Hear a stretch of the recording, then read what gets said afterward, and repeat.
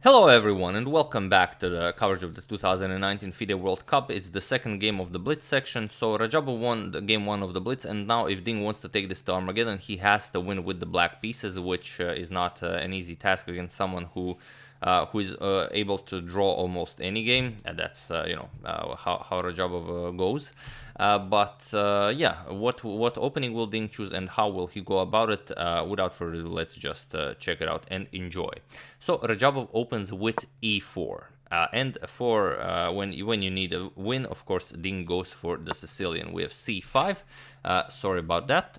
We have knight to f3 by Radjabov and d6. And of course d4. C captures, knight captures, and now knight to f6. With knight to c3 and now knight to c6. With bishop to e2, e5 attacking the knight, and the knight back to b3. Bishop to e7 and bishop to g5 now. So all fairly standard stuff with castles by Ding, and bishop captures on f6 now. Early giving up the bishop pair, but gaining control of the d5 square. We have bishop captures on f6 and now just getting that knight to the very nice outpost. With bishop to g5, Ding not allowing knight captures on f6. Also makes room, if possible, to go g6 f5. He would like to start expanding on the king side. Bishop to g4, Radjabov offers a trade of more pieces, and now bishop to e6. Of course, the idea is that if bishop captures, f captures on e6, gets a semi-open file for the rook on f8, also kicks the knight away from the d5 square. With castles by Radjabov, and now there is one game in the database where queen to d7 was played, just preparing to either force the trade on e6 or for the bishop to move back. But here g6 by Ding, and it is a new move in the position. So as of move 12, we have a completely new game. Bishop captures on e6, as you don't want to wait for f5 to arrive, so bishop captures on e6, we have f captures, and now knight to c3, pushing the knight back, and queen to e7 now, developing the queen, connecting rooks, and if at all possible, you want to get the rook in the game and push d5. We have queen to d3 by Radjabov, also connecting rooks, and now rook a to d8. Rook a to d1, and now comes a6, taking away the b5 square from white's pieces, also maybe preparing b5, and now a3. We have king to g7 by Ding, and queen to g3 now, just putting pressure on that bishop there. So h5, preparing maybe h4 at some point, and now knight to e2 by Radjabov. Here, Ding, Radjabov released his pressure on the d5 square, so Ding is now able to push d5, and as you all know, when you play the Sicilian and you can push d5, you definitely do it.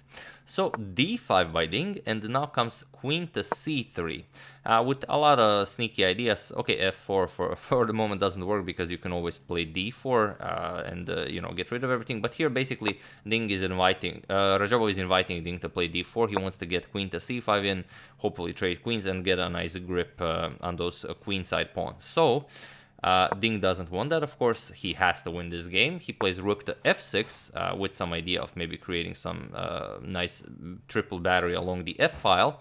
And now queen to c5. Radjabov offers a queen trade. If not, his plan is to go queen to b6, get the knight onto b7, and create some threats here against the b7 pawn, also against the center. Queen to f7, Ding of course declines this, and now c3, just keeping an eye on everything, not allowing d4. And here you have to, for a blitz game it's impossible, but there is one line, I will show it. It's really hard to spot it in a blitz game, but Ding went h4 here, but there is queen to c7. It's just a very tricky move because it prepares b6, and it's just not a pleasant square for the white queen to be in. Where are you going to go with the white queen? There really aren't all that many squares. So let's say e captures, and rook captures on d5. Yes, you give back the pawn, but now b6 is extremely strong. And after queen to c4, you can just play queen to f7, and it comes with a double attack on the rook. Also, you're pressuring the f2 pawn, so white doesn't really have the option of bringing the other rook here, but you don't really have a better move. What are you going to do? I mean, you could do it, but then just rook captures on f2. And if rook captures on d8, you don't really care. Rook f1 check, and after rook captures, bishop to e3 check. If you go back, just queen captures on f1, so rook has to block, but now just queen captures on f2, king moves, and queen e1 check forces mate. So queen to c7, if this was a classical game, completely winning for black. But of course, it's a blitz game, so h4. We have h3 by Radjabov, and now rook to d7. Of course, Ding knows that queen b6 and knight here are coming, so you want to have your defenses ready to defend the backwards pawn. It's not really a backwards pawn, it's more of a weak pawn. It would be a backwards pawn if this was like on this pawn was like on a5, but still, it's a very weak pawn for the moment. Queen to b6 by Radjabov, and now rook to e7, knight to c5 is coming, so you don't want to wait with your rook on d7. We have knight to c5, and now king to h7 by Ding. And now b4. There really aren't all that many moves now. Black can play, and Ding is getting very low on time. The situation on the clock is 1 minute for Radjabov and 25 seconds for Ding. He pushes d4. And okay, Radjabov does not react. We have knight to d3, putting pressure on the e5 pawn. And rook to d7 now. We have queen to c5, and now comes d captures on c3. We have queen captures on c3, and now bishop back to h6.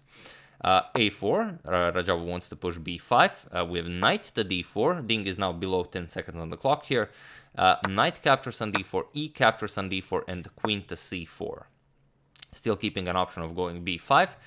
We have queen to e7 by Ding, and now knight to e5, attacking the rook here. Rook to c7, pushing the queen back, but now you're welcome to recapture your pawn.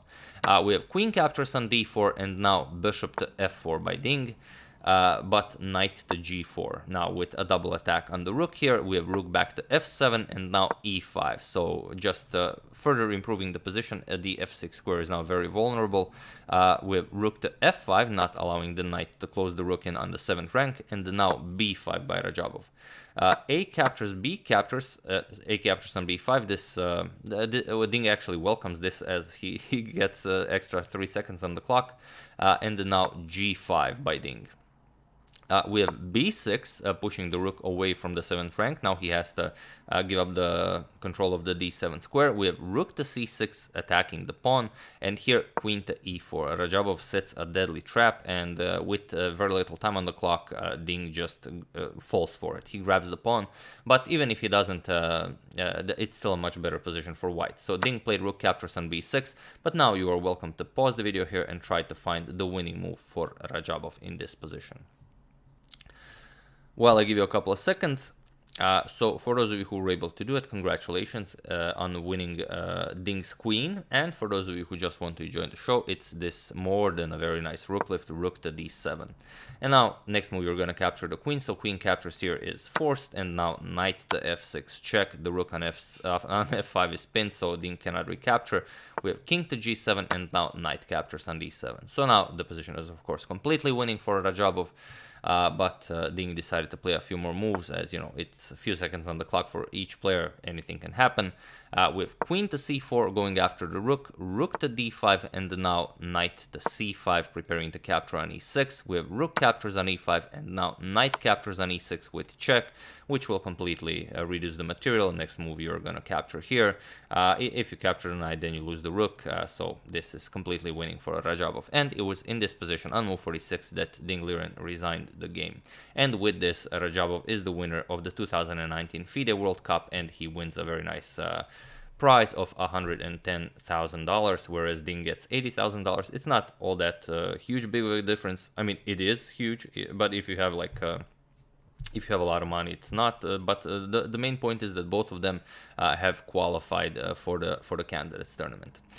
So really just insane, and it really it's a tough break for Ding, because even in the 2017 World Cup, when he entered the finals against Levon Aronian defeated him in the finals. So this is the second time Ding reached the finals of the FIDE World Cup, and he is eliminated in the finals.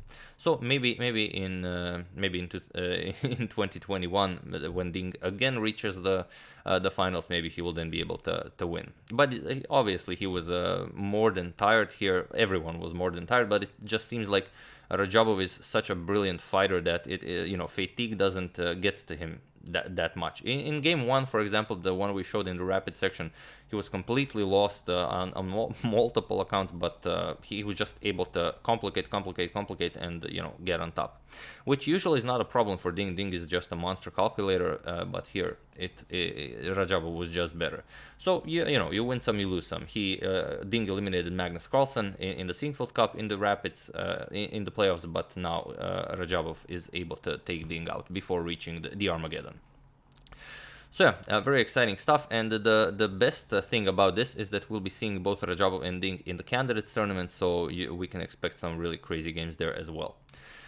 But yeah, that's it for the coverage of the FIDE World Cup. I do hope you enjoyed it and that you have enjoyed this game. I would like to thank Ferdinand Albin and Linus Ryan and Charles Schroeder for a contribution to my channel. Thank you a lot, I really appreciate it.